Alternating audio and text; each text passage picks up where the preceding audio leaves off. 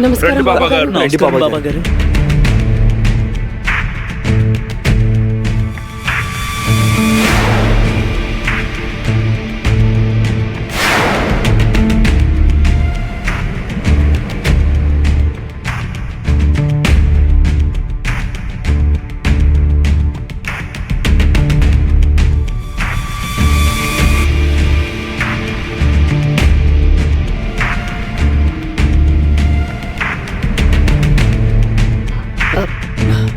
బాబాగారు, బాబాగారు, వందనాలు బాబాగారు. ఓ నాయనో, ఏంటిది? ఆ నరమృగంతో ముఖాముఖి తలబడ్డారా? మీ రుణం తీర్చుకోలేము బాబాగారు, తీర్చుకోలేము. జై నాగోజీ బాబా.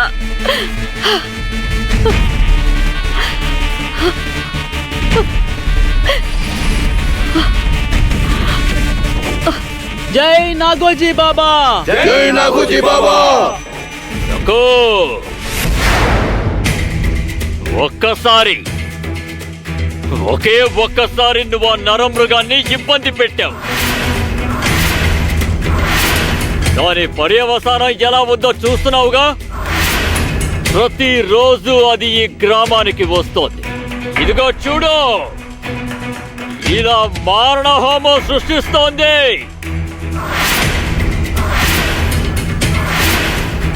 అవును, ఆ నరమృగం వల్ల ఎన్నో ప్రాణాలు పోయాయి. బాబా గారు కాపాడకపోతే ఏం జరుగుండేది? అనర్థం జరిగేది.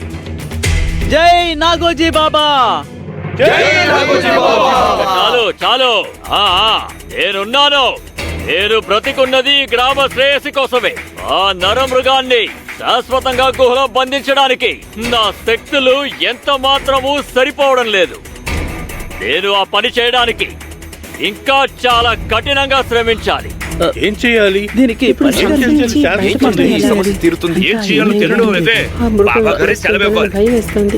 మీరు ఆందోళన పడాల్సిన అవసరం లేదు. ఈ ఊరి బాగోగుల కోసం నేను నా ప్రాణాలు అర్పించడానికైనా సిద్ధమే. గురు జిగురోబా గారి ఆదేశం ప్రకారం మీ అందరి కోసం, ఈ ఊరు సుభిక్షంగా ఉండడం కోసం, మీ సంక్షేమం కోసం నా ప్రాణాన్ని సైతం పణంగా పెట్టడానికి నేను వెనకాడను. ఈ గ్రామ ప్రజల కోసం నేను ఏ చెయ్యమంటే అది చేస్తాను. ఆదేశించండి. ఆ నరమృగం ఎప్పుడు తిరగబడుతుందో నేను అంచనా వేయలేకపోతున్నా.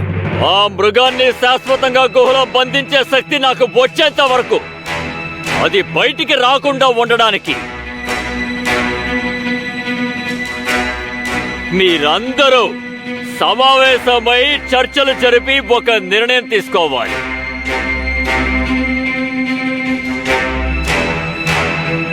ఆ నరమృగం ప్రతిరోజు గ్రామంలోకి వస్తోంది. ఇదిగో ఇలా అమాయకుల్ని అన్యాయంగా బలి తీసుకుంటోంది. ఆ నరమృగం శాశ్వతంగా గుహలోనే ఉండాలంటే మనందరం దాని ఆకలి తీర్చే ప్రయత్నం చేయాలి. ఏం చేయాలో చెప్పండి బాబా. ప్రతిరోజు ఈ గ్రామం నుంచి ఒక వ్యక్తిని ఆ నరమృగానికి ఆహారంగా పంపితే అది శాంతిస్తుంది.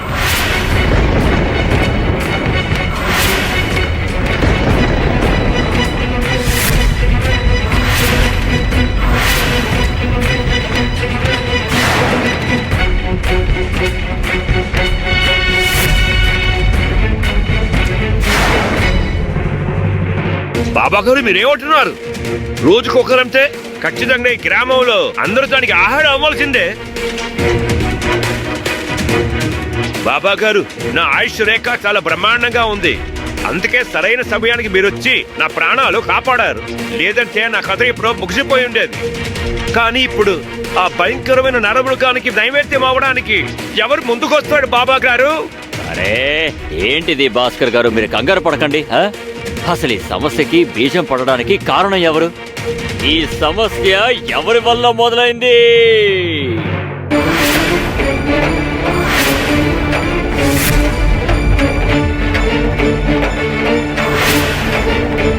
అవునవును, మనమే తప్పు చేయలేదు. ఈ సమస్యకి కారణం దిగుగారి బాడియా. మనకెందుకు శిక్ష పడాలి? ఆహారంగా తనే వెళ్ళాలి. నువ్వు సరిగ్గా చెప్పావు. నువ్వు మొదటిసారి సత్యం పలికావు. ఆ మృగానికి రోజు ఆహారం పంపాలని నిర్ణయించుకున్నావు. మొదటిగా ఎవరిని పంపుదాం? దిగంబర్రావు గారి ప్రియమైన సతీమణి సక్కుబాయి ఉంది కదా, తనని పంపుదాం.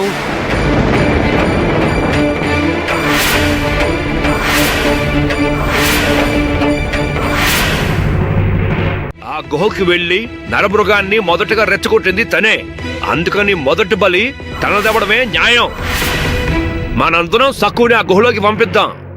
ఏం తెలిసిన సక్కు నిందితురాలంటున్నారు? మీకు చెప్పాను కదా, దాని మీద దాడి చేయడానికి సక్కు అక్కడికి వెళ్ళలేదు అని. సక్కు కావాలని అదక్కడ ఉంటుందని తెలిసి వెళ్ళిందా, లేదంటే ఆ మృగాన్ని బయటికి రప్పించడానికి వెళ్ళిందా? అరే, దాన్ని బయటికి రప్పించడానికి కాకపోతే ఇంకెందుకు వెళ్ళింది నీ భార్య అక్కడికి?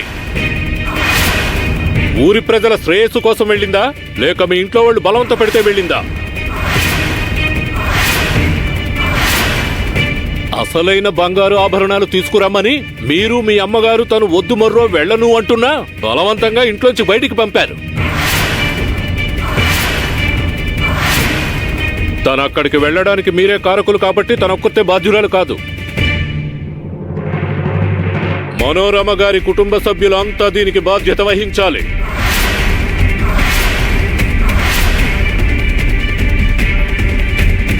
దానికి ఆహారంగా సఖు వెళ్ళాలి, లేదంటే తను వెళ్ళడానికి కారణమైన వాళ్ళు వెళ్ళాలి.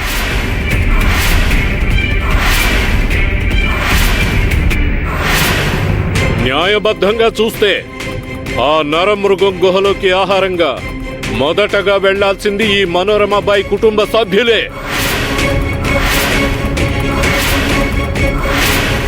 ఏమంటారు భాస్కర్ గారు? అవును, శాస్త్రాల ప్రకారం మీరు చెప్పింది సబబే. మొదటి బలి తప్పనిసరిగా ఈ మనోరమ బాయి గారి కుటుంబ సభ్యులదే అయ్యుండాలి.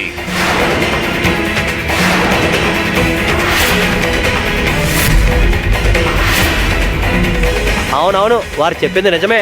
మొదటి బలి మనోరమ గారి కుటుంబ సభ్యులదే. అది నేనేమంటానంటే, ఇంకా అంటానికే ఉంది. ఇంతటితో ఈ చర్చ ముగిసింది. అవునండి మనోరమ బాయి గారు, ఇప్పుడు నిర్ణయం మీ చేతుల్లోనే ఉంది.